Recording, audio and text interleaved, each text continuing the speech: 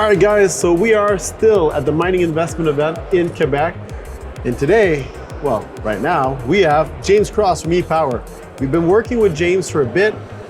James, what's going on? There's a lot of stuff going on in Canada, the US, you're in graphite, you're in critical minerals. I mean, stock market is tough, but I mean, you're still in the hottest sector, even though markets don't reflect it, still the hottest sector right now. Yeah, it is like that. The geopolitical picture around graphite supply and demand, especially for North America and Europe, really couldn't be any better for graphite explorers, developers, or producers, but there aren't many producers. Really? So, right now we've seen, China is 75% of global natural graphite production, and they import a lot of East Africa's production as well. So there's really not much graphite to go around the Chinese don't control. And China really just cut off graphite exports to the US. That's it, it's finished. So yeah, the number, at least for the moment, the number one supplier of US graphite has said no more. And graphite's essential to lots of industries, especially the defense industry. So right now in graphite, you've only got in North America, call it Fortress North America, you've got 10 graphite projects. And if North America is going to be self-sufficient or become self-sufficient in graphite, it probably needs 40 of those projects. 40. So we got 4 and we're going to 40. Yeah, we've got 10. 8 are in Canada and 2 are in the US. And they all might not be successful, but ultimately you need them all if you're trying to develop industry to become self-sufficient and not reliant on Chinese exports.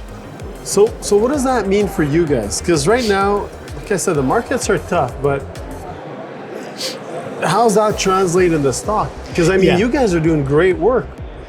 It's a weird situation where governments appear to be onto the graphite problem. North America has a huge graphite deficit problem, and Europe is in the same boat, really, and maybe even a little bit more so. So governments are now awake to it, and we're seeing the US Department of Defense, for example, fund Canadian projects. To just, here's some money, keep doing what you're doing. In order to develop a supply source for the defense industry.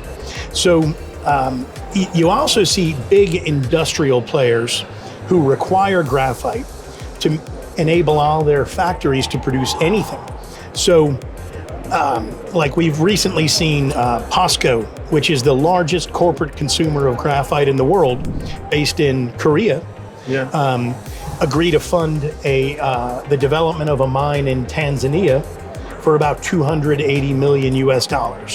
So industry and governments appear to be just waking up, but aren't sure what to do. But retail has no idea this is all happening.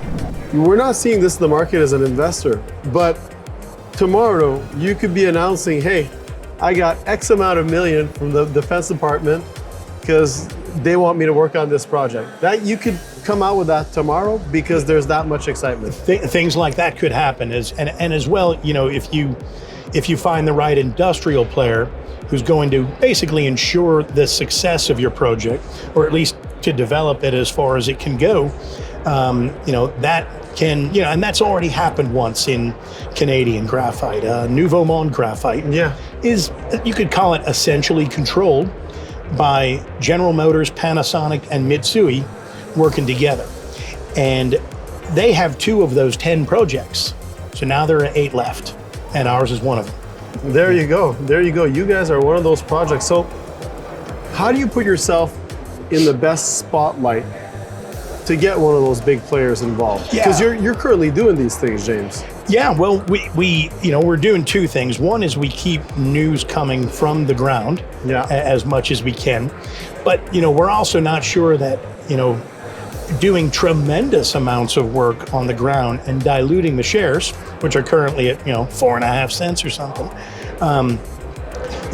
How much additional value is that gonna create when it ultimately comes to acquisition So you time. have to pace yourself. We do, and the pressure would be on a potential buyer to do work faster. Now, at the same time, we're also trying to make as much noise about graphite so that retail does catch on. But mind you, though, your stock is not bad because we've seen your stock go to 3.5, 4, and then whoop, go all the way back up to 9. Because your stock is not like some of these other stocks where it'll be very illiquid. Your stock can have that type of momentum where we'll see those swings. So let's give you guys some credit as well, because I've seen the stock bounce from 4, 8, 4, 6, sometimes 6, 9. So you guys are bad, but the whole point is you're in the right sector at the right moment. And how about your partnership when you're doing the testing for the graphite? Actually, we finished all that. We were working with another company to do some testing on graphite, and we've finished with that.